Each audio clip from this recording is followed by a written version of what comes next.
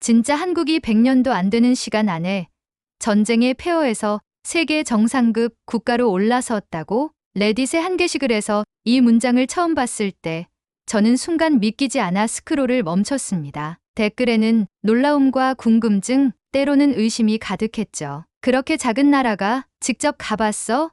설마 과장 아니야? 그런 반응들 속에서 저는 처음으로 한국이라는 나라에 진지한 관심을 갖게 되었습니다. 안녕하세요. 저는 샘, 영국 런던에서 중등학교 역사 교사로 일하고 있어요. 세계사 수업 시간엔 로마 제국, 산업혁명, 대영제국 같은 이야기들이 주를 이루죠. 한국은 그저 조용한 동양의 나라 정도로만 다뤄졌어요. 조선이 있었고, 일제강점기가 있었고, 분단된 나라라는 정도. 그런데 말입니다. 그게 다일까요? 며칠 뒤 교육청에서 국제교류 프로그램 참가자를 모집한다는 메일이 왔고 그 대상국이 한국이라는 걸 보고 저는 단번에 지원서를 냈어요. 무언가 마음속에서 강하게 끌렸습니다. 단지 수치나 통계로 설명되지 않는 그 나라만의 진짜 이야기를 알고 싶었거든요. 어떻게 이 작은 나라가 식민지와 전쟁, 독재라는 암울한 역사 속에서도 무너지지 않고 오히려 세계적인 문화 강국이 될 수 있었을까? 그 질문의 답을 찾기 위해 저는 한국행 비행기에 몸을 실었습니다. 책으로는 절대 느낄 수 없는 역사와 사람들의 이야기를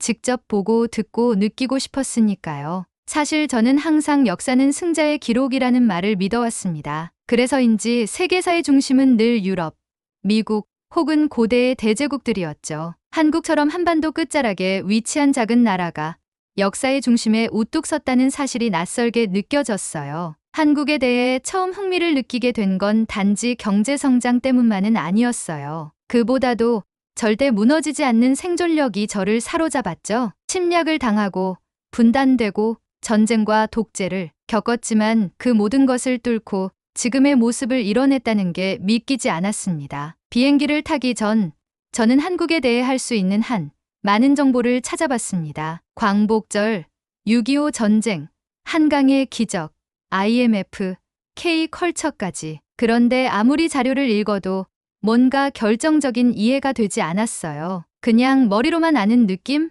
그래서 직접 가서 보고 느껴야겠다는 생각이 강해졌어요. 처음으로 한국을 방문하게 될 생각에 설렘과 함께 조금은 긴장도 되었습니다. 언어도 다르고 문화도 낯설겠지만 진짜 한국의 이야기를 들을 수 있다면 그 어떤 불편함도 감수할 수 있을 것 같았어요. 그렇게 저는 하나의 역사 교사에서 한 명의 탐험가가 되어 한국이라는 나라의 진짜 얼굴을 만나러 갑니다. 출발 전날 밤, 저는 잠을 이루지 못하고 짐을 다시 꺼내 정리했어요. 교사로서의 습관인지 기록할 것들을 따로 정리한 수첩을 챙기고 읽다 말았던 한국 현대사 책도 다시 가방에 넣었습니다. 평소 같았으면 그냥 휴대폰으로 해결했을 정보들이지만 이번엔 왠지 아날로그 방식이 더 진지한 접근일 것 같았죠. 그렇게 드디어 인천공항에 도착했을 때 처음 마주한 건 깔끔하고 조용한 공항의 분위기였습니다. 이게 진짜 아시아인가?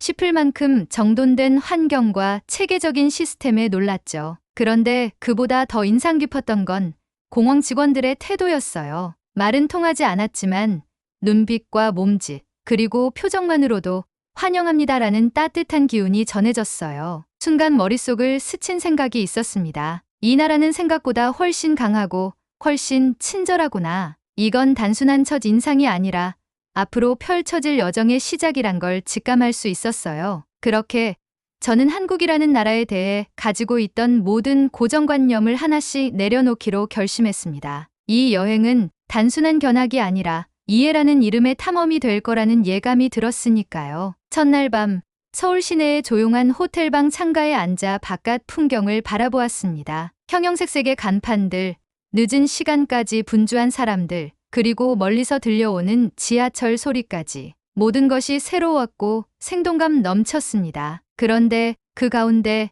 묘하게도 낯설지 않은 느낌이 들었어요. 꼭 어딘가 오래된 기억 속에 있던 도시처럼 익숙하게 스며들었죠. 머릿속을 스치는 건 단 하나, 내가 알던 세계는 정말 좁았구나. 다음 날부터 시작될 교육 프로그램에 앞서 저는 하루 동안 자유 시간을 갖기로 했습니다. 지도도 꺼내놓고 미리 찾아본 명소들을 리스트로 정리해 두었죠. 경복궁, 광화문, 서대문형무소, 독립문, 단순한 관광지가 아니라 이 나라의 뿌리를 직접 느낄 수 있는 곳들로요. 그 순간 제 안에 깊은 울림이 일었습니다. 그동안 서구 중심의 시선으로 세계사를 가르쳐온 저 자신이 부끄러워졌습니다. 한국은 작은 나라가 아니라 작지만 절대 무너지지 않는 나라라는 것을 아직 단 한 걸음밖에 내딛지 않았지만 저는 벌써 이 나라의 마음을 빼앗기고 있었어요. 그리고 저는 몰랐습니다. 앞으로 이곳에서 겪게 될 경험들이 제 삶의 방향을 바꿔놓을 거라는 것을요. 교육 프로그램 첫날,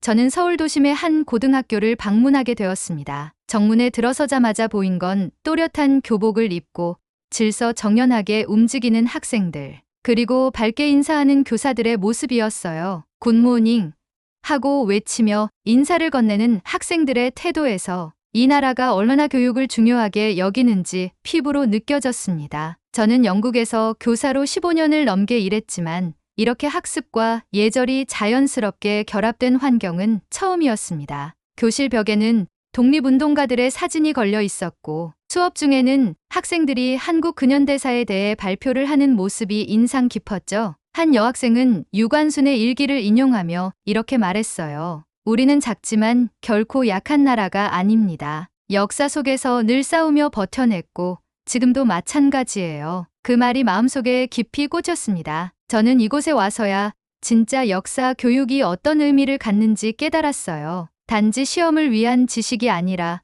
국민 개개인의 정체성과 자부심을 키우는 도구였던 겁니다. 며칠 후 프로그램 일정 중 하나로 독립기념관을 방문하게 되었습니다. 박물관 안에서 한 할아버지 자원봉사자가 또렷한 목소리로 일제강점기와 한국전쟁의 참상을 설명해 주셨습니다. 저는 어느새 숙연해져 있었고 나도 모르게 Why don't we learn about this in our schools? 라는 생각이 떠올랐어요. 한국은 단지 생존을 넘어 자신의 상처를 교육과 문화로 승화시킨 나라였습니다. 또한 거리를 걷다 보면 놀라운 게 하나 있었습니다. 사람들이 밤늦게도 휴대폰을 보며 걷고 카페에서 공부하며 새벽까지 있어도 전혀 불안해하지 않는다는 점이었어요. 이 정도로 안전하다니 런던이라면 상상도 못할 일이지. 대중교통 역시 정확하고 시민들은 줄을 서서 기다리고 지하철은 세계 최고 수준의 와이파이와 청결함을 자랑했어요. 영국에서의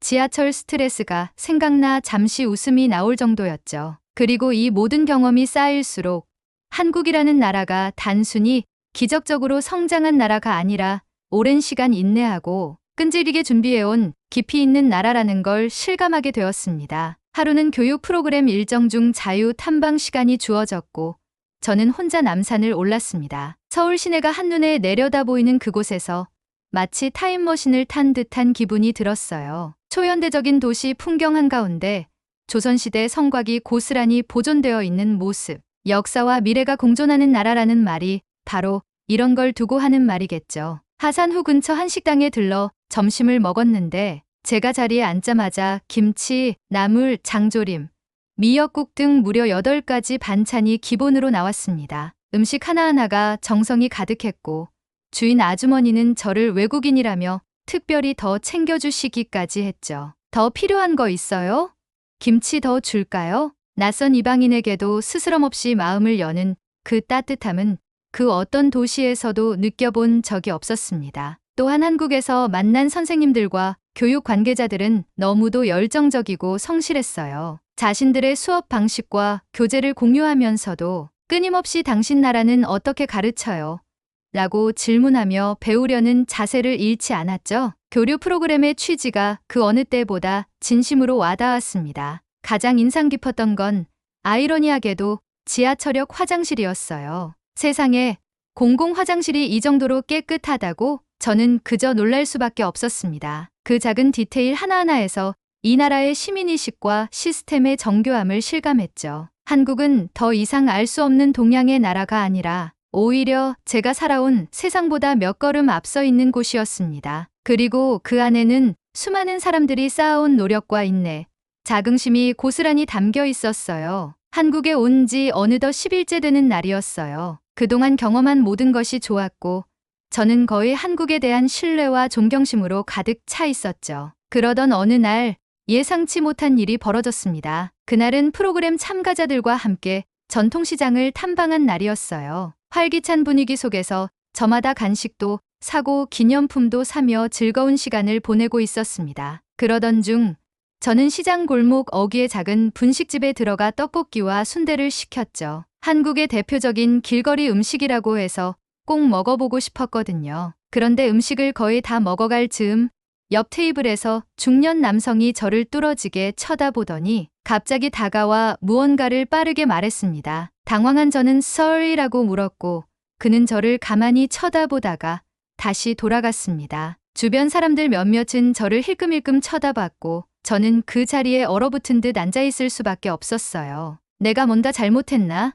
외국인이라고 무시당한 걸까? 마음속에 불편한 감정이 올라오기 시작했습니다. 그동안 느꼈던 한국의 따뜻함과 배려심이 한순간에 무너지는 듯한 기분이었어요. 혹시 내가 본 건 전부 겉모습이었나 라는 생각까지 들더군요. 그런데 그때 제가 주문한 가게의 아주머니가 조심스레 다가와 웃으며 말했습니다. 그분, 당신이 순대를 소금에 안 찍고 그냥 먹어서 그렇게 말씀하셨던 거예요. 여긴 꼭 소금이나 쌈장을 찍어 먹거든요. 그러고는 장난스럽게 쌈장을 작은 접시에 가득 담아 주셨습니다. 이건 서비스예요. 한국 스타일로 드셔보세요. 순간 저는 얼굴이 화끈거릴 정도로 부끄러웠습니다. 방금 전까지 차별이라 느꼈던 그 상황이 사실은 문화 차이에서 비롯된 단순한 오해였던 겁니다. 그리고 그 오해를 친절하게 풀어준 건 또 다른 한국인의 배려와 따뜻함이었죠. 그날 밤 저는 숙소로 돌아와 다시 한번 깨달았습니다. 이 나라는 단순히 잘 정돈된 시스템이나 빠른 경제 성장으로만 위대한 게 아니에요. 오해를 이해로 바꾸고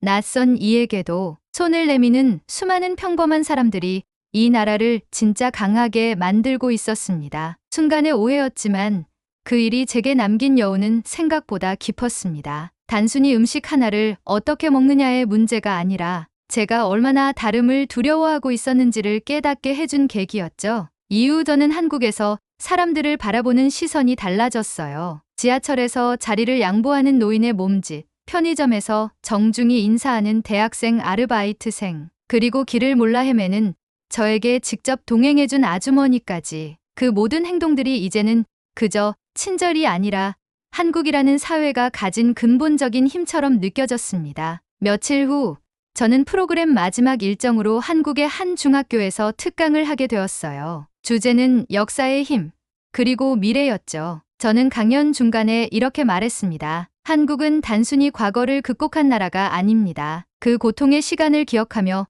미래로 나아가는 나라예요. 저는 그 모습에 진심으로 감탄하고 있습니다. 강연이 끝난 후 한 학생이 조심스럽게 제게 와서 물었습니다. 선생님, 그럼 영국도 힘든 역사에서 이렇게 강해졌나요? 저는 잠시 말문이 막혔습니다. 그리고 조용히 대답했죠. 우리는 때때로 과거를 숨기려 했지만 한국은 그 아픔을 배우고 공유하려고 하네요. 그래서 더 강해진 것 같아요. 그날 밤 저는 혼자 서울 야경이 보이는 한강 다리 위에 앉아 있었습니다. 지나가는 사람들의 웃음소리, 멀리 들려오는 버스킹 음악, 그리고 강물에 반사된 도시의 불빛, 그 속에서 저는 다시 한번 확신할 수 있었습니다. 한국은 단지 경제적으로 성장한 나라가 아니라 상처를 안고도 웃을 줄 아는 나라, 작지만 절대 쉽게 꺾이지 않는 나라라는 것을요. 영국으로 돌아가는 비행기 안, 저는 창밖을 바라보며 깊은 생각에 잠겼습니다. 이번 여행은 단순한 교육 연수가 아니었어요. 그것은 하나의 인생 강의였고 제가 가진 세계관을 통째로 흔들어 놓은 체험이었습니다. 제가 처음 한국에 왔을 때 가졌던 생각은 솔직히 단순했습니다. 경제적으로 성장한 나라, K-팝과 드라마의 본고장 정도였죠. 하지만 이제 저는 압니다. 한국은 그보다 훨씬 더 복잡하고 깊고 강인한 나라라는 걸요. 전쟁의 폐허에서 일어나 산업화를 이뤄내고 문화 강국으로 성장한 것도 놀랍지만 그 모든 변화의 밑바탕엔 사람이 있었습니다. 따뜻하게 말 걸어주던 분식집 아주머니, 역사를 가슴으로 말하던 교사들, 자신의 뿌리를 자랑스러워하는 학생들, 그리고 낯선 이에게도 거리낌 없이 다가오는 시민들. 한국은 분명 작습니다. 지도로 보면 손바닥만 하죠. 하지만 그 안에 담긴 저력은 결코 작지 않았습니다. 오히려 그 작음을 두려워하지 않고 뚫고 나간 역사야말로 진짜 위대함이라고 생각하게 되었어요. 이제 저는 수업 시간에 한국사를 단 몇 줄로 넘기지 않을 것입니다. 유관순의 이름, 세종대왕의 창제, 한강의 기적, K문화의 성장, 그리고 그 속에 숨은 수많은 이야기들을 학생들에게 전할 거예요. 제가 느낀 이 감동과 통찰을 나누고 싶기 때문입니다. 그리고 언젠가 다시 꼭 한국에 돌아오고 싶어요. 봄에는 벚꽃을 보러, 여름엔 부산 해변을 따라, 가을엔 단풍 물든 설악산을 걸으며, 겨울엔 따뜻한 온돌 바닥 위에서 다시 한번 한국의 온기를 느끼고 싶습니다. 이 이야기를 들어주신 여러분, 감사합니다. 한국은 정말 작지만 강한 나라입니다. 그리고 저는 그 진실을 온몸으로 느낀 증인입니다. 좋아요와 구독 부탁드리고요. 혹시 여러분도 한국에서 특별한 경험이 있다면 댓글로 꼭 남겨주세요. 다음 이야기로 또 찾아오겠습니다. 감사합니다.